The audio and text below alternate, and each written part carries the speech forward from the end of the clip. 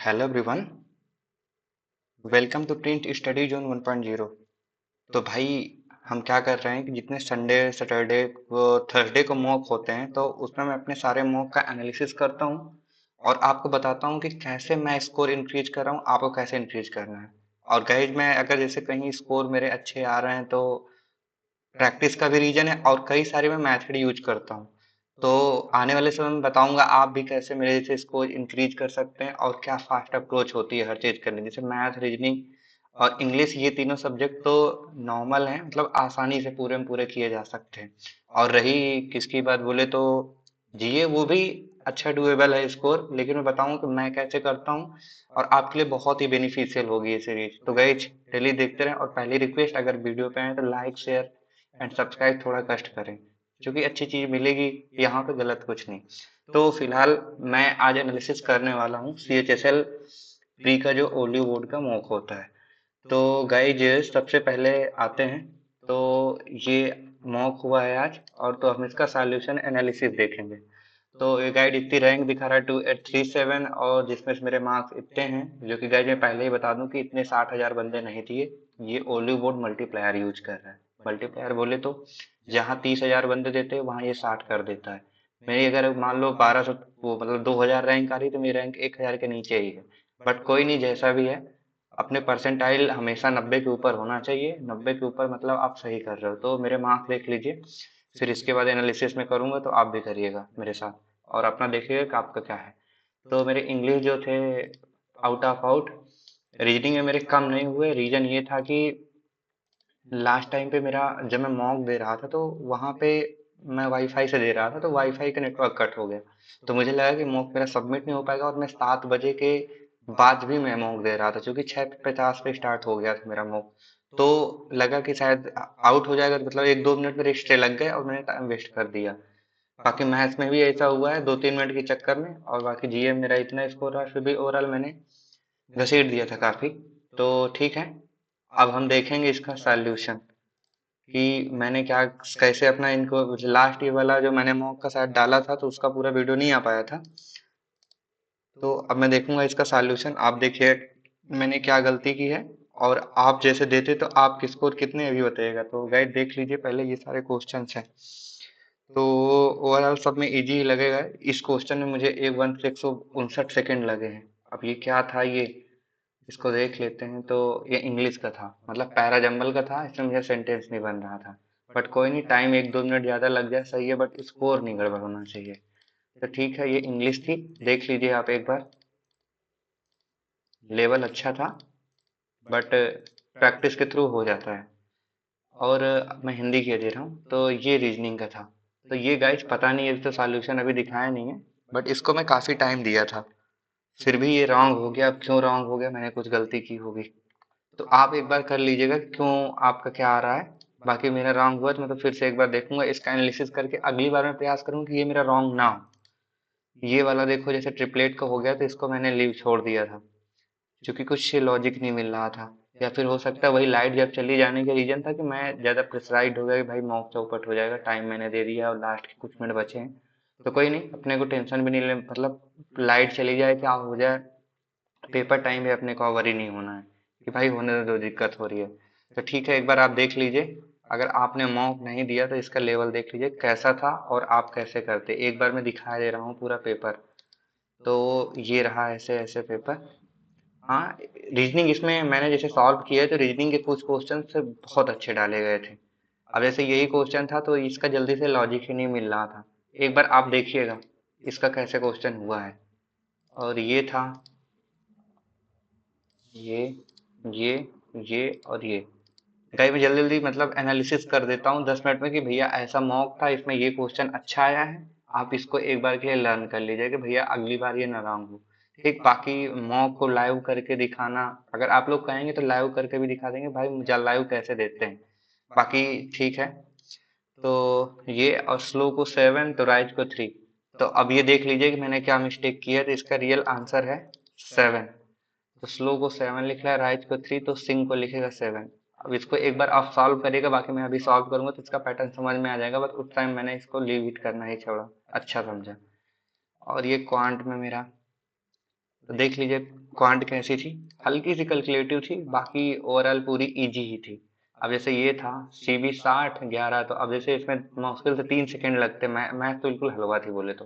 3 second, 11 60 61 यहाँ triplet लग रही थी, तो यहाँ 11 60 दिया था तो अगली वैल्यू हो जाती थी 61। अब ऐसे ये सवाल था तो इसमें मैं सोचा था बाद में करेंगे। अभी देखो जल्दी में क्या हुआ कि हाँ, इसको तो इसका आंसर मुझे गलत ही लग रहा है। जैसे एक सेकंड के लिए देख लेते हैं, शिव के पिता की आयु शिव की आयु की 3 गुना थी। अगर शिव की मान लो पूछा है वर्तमान, तो शिव की 14 हो गई तो इसके पिताजी की हो गई 48।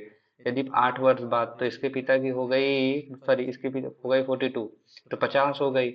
और इसकी हो गई 14 8 22, 14 6 20 2 22, तो 4 गुना हो जाएगी, 6 वर्ष कम होगी। अब बोला है 8 वर्ष बाद पिता की आयु शिव की आयु की 4 गुना से 6 कम होगी, तो शिव की आयु से 4 गुना से 6, तो वो अगर बोले तो हाँ, तो हो जाएगी 14 22 हो गई, और 22 चौक 88, 88 में से 6 घटाएंगे तो जो कि नहीं आ रही है। अब बटा नहीं कैसे दिया है, बट शायद अगर वर्तमान लेके चले तो 14 का 56 हो गया, और 56 में 6 घटा, ओ सॉरी गाइज।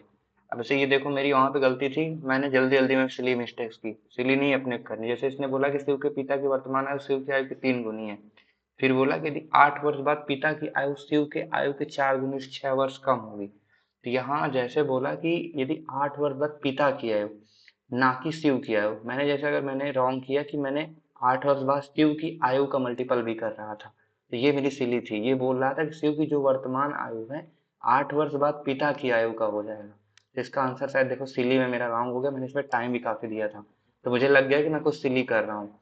तो गाइस जब भी ऐसे सवाल अगर फंसते हैं तो तुरंत लीव इट करो। माना कि 50 आउट ऑफ 50 आते हैं, सवाल इजी है, लेकिन फिर भी अपने को ईगो पे नहीं लेने, और सारे छूट जाएंगे। तो ये देखो सिली में मेरा गया, तो आप सिली ऐसे ना करिएगा। सिली में मेरे देखो एक दो, हाँ, अब सिली के चक्कर में ये मेरा सवाल जैसे छूट गया।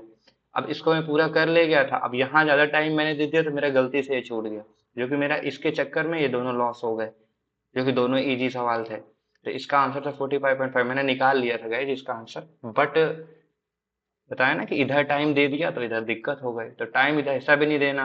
अगर जैसे दिक्कत हो रही है तुरंत छोड़ दो, फिर मतलब करो, लेकिन बाद में आके करो तो शायद उसमें नया अप्रोच मिलता है। अब जैसे इसी को मैंने बाद में किया होता तो मुझे समझ आया होता कि ये वर्तमान की बात कर रहा है, मैं वो, और मैं 8 वर्ष बाद दोनों को ले रहा था, मैं सिर्फ पिता की 8 वर्ष बाद लेनी थी। तो गाइज ये देखो मेरी सिली का क्या रोल हुआ कि मेरा रॉन्ग हुआ नहीं, 170 और 78 के करीब जाता है इसको। कोई नहीं, पेपर में ये अब अगले टेस्ट में मुझे ये सुधार करना होगा। जैसे मॉक का एनालाइज का मतलब है कि भैया अगले टेस्ट में मुझे ये चीज प्रिपेयर करनी, भैया ये चीज मेरी रॉन्ग ना हो। ठीक, तो ये देख लीजिए, ये ऐसे सवाल थे। बाकी ओवरऑल सारे मतलब वही पुराने कॉन्सेप्ट, कोई नया सवाल मुझे इसमें मिला नहीं। और ये देखो किस्त का सवाल था, एक बार आप देख लीजिएगा। बाकी किस्त के सवाल होते हैं कि पहले जैसे 5% की चक्रवृद्धि वृद्धि हुई तो 5 से हो गए 20 से 21, फिर अगला हो जाएगा 400 से 441, तो बस दोनों को इक्वल कर देना है। 441 की वैल्यू बाई 050 थी, तो उधर हो जाएगा 420, इधर हो जाएगी 4, तो 820 का मल्टीप्लाई करना था। तो देखो 820 यानी 41 का मल्टीप्लाई। अब देखो ये सवाल था कि इसमें करना ही नहीं था, सिर्फ मल्टीप्लाई चेक करना था 41 का। अब मैं आपको इसमें दिखा रहा हूँ कि 3 सवाल ऐसे थे जिसमें कुछ करना ही नहीं था, सिर्फ मल्टीप्लाई से आंसर आ रहा है। जैसे ये सवाल था, अब ये देखो मेरे लाइट नीले में आपको दिखाता कि कितने 10 सेकंड 15 सेकंड, ज्यादा सवाल नहीं। अब इसे बोला है कि बड़े और छोटे का अनुपात 3 अनुपात है, एक त्रिभुज का दूसरा सबसे छोटा बड़ा कोण 44 है। तो अब जैसे इसमें देखो ये 44 ये सब कुछ वैल्यू ही नहीं है। बोला कि त्रिभुज के बड़े कोण, त्रिभुज का बड़ा कोण 3 है, और इसका बोला कि 150% की वैल्यू क्या होगी, तो 150 में आएगा 3, और यहाँ भी है 3, तो हमें आंसर चाहिए 3 3 9, 9 का मल्टीपल। तो बस यहाँ चेक कर लो 9 का मल्टीपल कॉल, 9 2 11 1 12 है नहीं है, 9 4 13 14 नहीं है, 7 3 10 1 11 नहीं है, ये देखो 9 का मल्टीपल है, 5 3 8 1 9। तो बस इसमें 9 के मल्टीपल से होकर क्या घटा के करना, निकालना, 3 करना, इतना टाइम नहीं है अपने पास। अगर मैथ को 12 15 15 16 सेकंड मिनट में करनी है ना, जैसे मैं करता हूँ, अब इसमें थोड़ा लिखा नहीं रहा है, अगर इसे मैं करता हूँ तो भाई इसका सबसे बड़ा रीजन ये है कि अपने को सारी चीजें दिखना चाहिए। 41 का मल्टीपल कौन है, 37 का मल्टीपल कौन है। अब जैसे ये था, अब इसमें सीधे भैया देखना था कि इसका एवरेज कितना है, तो एवरेज अपने जैसे अब मान लेते हैं कि डेविएशन से करते हैं अपन, कि 102 मान लो, या फिर सबसे छोटी चीज ये, मतलब इतना छोटी छोटी वैल्यू दी हुई है, आराम से जोड़ लो। 100 में 92 जोड़े, 192 92 में 84 जोड़े तो वो हो गया, फिर 102 जोड़े और सीधे लास्ट में इधर की वैल्यू जोड़ के 4 से डिवाइड कर दिया, तो पता लगा कि 2 की वैल्यू कम है, इसकी कम थी, और 84 कम थी, ये 2 अधिक थी, क्योंकि इसका 94 समथिंग कुछ आ रहा था। फिर ये देखो पूछा है, तो ये सिंपल कॉन्सेप्ट से था, तो इसको आप देख लीजिएगा।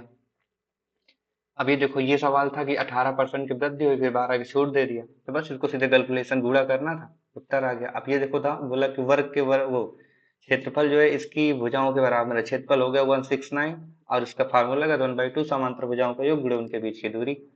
अब ये देखो मेरी जीएस देख लीजिए, तो बोला है कौन सी बुक पुस्तक पॉलिटिक्स के लेखेंगे, तो पॉलिटिक्स अरस्तु ने लिखी थी, मुझे 100% कंफर्म था। और गाइज अपने को जो है तुक्का नहीं मारने होते, जैसे मैंने 4 रंग किए जीएस में, तो ठीक है, बट एक दो से ज्यादा रॉन्ग नहीं होने चाहिए। ये आप तुक्का मार के कर रहे हो तो रॉन्ग हो जाता है। अब 4 मैंने यहाँ रॉन्ग किए तो मेरे 2 नंबर फ्री के चले गए, इसको ही मुझे देना है। तो सुनील छेत्री की अभी भैया घटना भी आई थी, मतलब पेपर में, कि ये संन्यास लेने जा रहे हैं, और उसमें सारी आई थी कि सबसे ऊपर रोनाल्डो है, रोनाल्डो के ऊपर अर्जेंटीना के हैं, वो क्या नाम है जो उन्होंने अभी गोल किया था सबसे ज्यादा, नाम नहीं उसका आ रहा है, मेसी लेसी, हाँ। और तीसरे ये थे सुनील छेत्री, जिन्होंने शायद 150 के समथिंग कुछ गोल किया था। ये मैंने रिसेंट अभी पढ़ा था, तो मुझे लर्न था। अब सिंध नाला किस नदी की सहायक नदी, तो अभी सिंध नाला, सिंध तो मैंने पढ़ा है भाई, सिंध किसकी है, सिंध मतलब वो यमुना की है। लेकिन ये सिंध नाला तो ये मेरे लिए नई क्वेश्चन लग रहा था, तो मैं चाहता था गेस वर्क मार सकते थे, झेलम की, चिनाब रवि ब्यास, जो ब्यास व्यास मारता, तो वैसे मेरा पता नहीं था कंफर्म, झेलम की है ये। अब अगली बार मैं इसको लर्न करके रखूंगा कि भैया झेलम की है। बोला यूज्ड मशरूम अभी किसके हैं, तो ये सैप्रोफाइटिक होता है। अब इसको आप भाई लर्न करेंगे तो आपको लर्न हो जाएगा। हालांकि ये मतलब क्या कहते हैं, एनिमल किंगडम प्लांट किंगडम में है, तो आप एक बार एनिमल किंगडम प्लांट किंगडम पढ़े होते तो इसका सही हो जाता। फिर ये पूछा कि ये, तो ये देखो जैसे गाइस, अब मैंने कहा कि मॉक अपने को हर वैरायटी का देना है। अब ये क्वेश्चन अब मैं आपको बता रहा हूँ, पूछा निम्न किस प्रकार वन की तुलना में अत्यधिक भारी दिखाई, तो ये जो सवाल है उष्णकटिबंधीय पर्णपाती वन। अब इसका आंसर ये सवाल और अपना जो पंडित का मुख हुआ है, तो यही अभी सैटरडे संडे वाला, दोनों सवाल दोनों में सेम है, बस लैंग्वेज ऊपर की चेंज थी। तो देखो गाइस, पेपर में अगर जैसे आप जितना अपना मॉक देके जाते हैं, जितना प्रैक्टिस करके जाते हैं, वही सब क्वेश्चन आने हैं। अब ये क्वेश्चन मुझे से पता भी नहीं था, तो मैंने मॉक में, हालांकि वहां भी मेरा सही था, बट वहां पे मतलब अगर जैसे मतलब मुझे पता नहीं होता, मैं उसका एनालाइज करके यहाँ सही कर लेता, तो अगर वहां गलत भी होता तो यहाँ मेरा सही होता। अब ये तो घटम के देवता टी एच विनायकम बहुत फेमस है। अब ये देखो मेरा गलत हो गया, ओडिसी नृत्य के युद्ध में 19 पुरस्कार, तो देखो ओडिसी मतलब पूछा है, तो ओडिसी मतलब हमेशा उड़ीसा वाले नाम होंगे। जैसे बहुत जो फेमस नाम चलता है उनका, केलू कालीचरण, भैया ओडिसी से वो संबंधित हैं बहुत ज्यादा। तो यहाँ विजय कुमार सेना ये मुझे नहीं आया, भुवन कुमार ये नहीं आया, तो मुझे पता कि यही दोनों में एक होना है, सुतपा तालुकदार या फिर ब्रजेंद्र पटनायक। तो वहां भी जैसे नवीन पटनायक ऐसे कुछ चलता है, तो मुझे लगा कि भाई इन दोनों में से एक, तो मैंने 50-50 में गेस वर्क कर लिया, क्योंकि दो तो मेरे बाहर थे, तो अब गेस वर्क मेरा चला नहीं, बट अगर ज्यादा ज्यादा तो सुतपा तालुकदार के साथ मुझे अच्छा जाना चाहिए, क्योंकि ये उड़ीसा का नेम भी लग रहा है। तो कोई नहीं, रॉन्ग हो गया। अब ये मुझे देखो पता नहीं था भैया, तो मैंने इसको छुआ भी नहीं, बाकी इसका आंसर है क्या, मलेरिया की। अक्टूबर 2023 में ऑक्सफोर्ड विश्व सीरम इंस्टीट्यूट में दुनिया की दूसरी मलेरिया की वैक्सीन को मंजूरी दे दी। ठीक है, तो अब इसको मैं लर्न करके रखूंगा। अब ये तो मुझे पता था कि नेवी नेवी गैस है, ना पता हो तो ना। अब जैसे पूछा माल गुजारी प्रणाली प्रचलित थी, तो अब ये देखो बिल्कुल इजी सवाल है, अब गलती से मुझे हो गया। माल गुजारी बोले तो राजस्थान क्षेत्र में चल रहा है, वो राजस्थान कह रहा हूँ, नीचे साइड अपने थी, तो कहाँ नहीं, मध्य प्रांत में थी, बीच में, कर्नाटक वाले रीजन में, तो कर्नाटक साउथ में नहीं जाएगा ना माल गुजारी। ठीक है, अब मुझे कंफर्म नहीं था तो मैंने नहीं छुआ, बात के लिए रखा था, लेकिन फिर टाइम ही नहीं मिला। तो ये सेनाई वादी राष्ट्रपति की न्यूनतम आय 35, सबको ही पता है, सबसे पहले सूरत में। निम्नलिखित की है तो सन 2023 में खेलों में आज भलीन सिंह ट्रॉफी, भाई मुझे नहीं पता था 1% इसके बारे में, तो मैंने छूने की भी कोशिश नहीं की। बाकी इसका आंसर है महाराष्ट्र, तो महाराष्ट्र ने सबसे ज्यादा ट्रॉफी जीती है। फिर इसके बाद राजनीति, अब देखो ये ओरंग हो गया, काजीरंग मानस, अब आप एक बार रट लेंगे तो ये हो जाएगा, तो ये तीनों थे असम के, तो बचा नोकरे, यही था सही। फिर बचा सूखा प्रवण क्षेत्र कारपा। अब देखो ये गाइस मुझे पता था कि 1979 में आया था, अब ये मेरी सिली ही मानो। अब 1979 में उतने समय अब क्या ही माइंड में चल रहा था, मैंने पहले निकाली चौथी, फिर मैं भूल गया पांचवी। तो मुझे पता था कि 66 से 69 में हमारी जो सो, मतलब 66 से 69 में बहुत लॉस हुआ था, मतलब 3 साल योजना ही नहीं आई थी। तो 69 के बाद ये हमारे 69 74 में यही आने वाली थी सूखा प्रवण क्षेत्र कहाँ पे, चौथी में आता, बट मैंने पांचवी लगा दी, तो हो गई मिस्टेक। बट पेपर में रिक्वेस्ट मेरी रहेगी कि मैं ये गलती को ना करूं। अब ये पूछा भारत में पूर्वी मसालों का भूमि के मसालों का शहर, अब इसको केरल का कोझिकोड था, लेकिन ये पूछा कि पूर्वी मसालों का, तो मैं इसमें कंफ्यूज हो गया कि भाई साउथ में तो नहीं पूछ वो पूर्व में पूछ रहा है, लेकिन ईस्ट वाइड मुझे इधर जाना चाहिए कि केरल इधर साइड आता है, लेकिन अभी मेरा रॉन्ग हो गया। कोई नहीं, अगली बार नहीं रॉन्ग करेंगे। फिर ये देख लीजिए ग्रीडा नृत्य, अब मध्य प्रदेश का मुझे आंध्र प्रदेश मैंने मारा, तो ये मेरी रॉन्ग हो गई, तो मतलब एक बार नृत्य मुझे रिवाइज करना चाहिए। प्रोपेनॉल, अब ये तो देखो ये था प्रोपेनॉल, तो प्रोपीन तो हो नहीं सकता, प्रोपेन एल्कोहल को ये बात कर रहा है, तो वही प्रोपाइल एल्कोहल को ही प्रोपेनॉल कहते हैं। ठीक है। चैत, अब ये देखो मेरे माइंड में था, लेकिन मुझे त्योहार लग रहा है मैंने रिवाइज नहीं किया, तो भूल रहे हैं चैत पर्व। तो चैत हिमाचल का है क्या? नहीं, चैत है उड़ीसा का। तो एक बार मैं रिवाइज करूंगा इनका। अब स्टैंड अप, ये 2015 या 16 के करीब आई थी, तो 16 में आई थी। अब इसमें मैं कंफ्यूज था तो मैंने नहीं छोड़ा, 5 अप्रैल 2016 को आई थी, तो अगली बार डन रहेगा मुझे कि भाई ये गलती ना हो। अब ये तो बहुत ज़्यादा फेमस क्वेश्चन है। ये भी 1900, बस इसमें ये सब तो गाथा किसी को पता नहीं था, लेकिन इतना पता कि 1905 में विभाजन हुआ था भारत का, बंगाल विभाजन, तो उसमें लॉर्ड कर्जन थे, तो लॉर्ड कर्जन 1903 के करीब थी, तो सीआईडी के बारे में हो चाहे ना 1903 के थ्रू इसको कर लिया गया। ठीक है। और ये क्वेश्चन था कौन सी नहीं है, मतलब राष्ट्रीय आय निकालने के विधि। तो गाइज ओवरऑल मैंने अपना स्कोर दिखा दिया, एक बार फिर से कहो तो दिखाई दे रहे हैं। 1 मिनट। हाँ, तो ये रहा मेरा स्कोर। ठीक है, बाकी आप लोग अपना स्कोर कमेंट कर दीजिएगा, और बाकी एनालाइज ऐसे ही करते हैं, परसेंटाइल मेन मैटर होता है। थैंक यू, और वीडियो को लाइक शेयर एंड सब्सक्राइब कर लीजिएगा भाई। सब्सक्राइब कर लेंगे तो मोटिवेशन होगा कि भाई और वर्क करना चाहिए। बाकी कई सारी चीज़ें बताई जा सकती हैं, मेरे पास अभी टैब और पेन टैब नहीं है, तो मैं और सारी चीज़ें बता देता, बट सुन मैं अरेंज करूँगा। ठीक है, थैंक यू।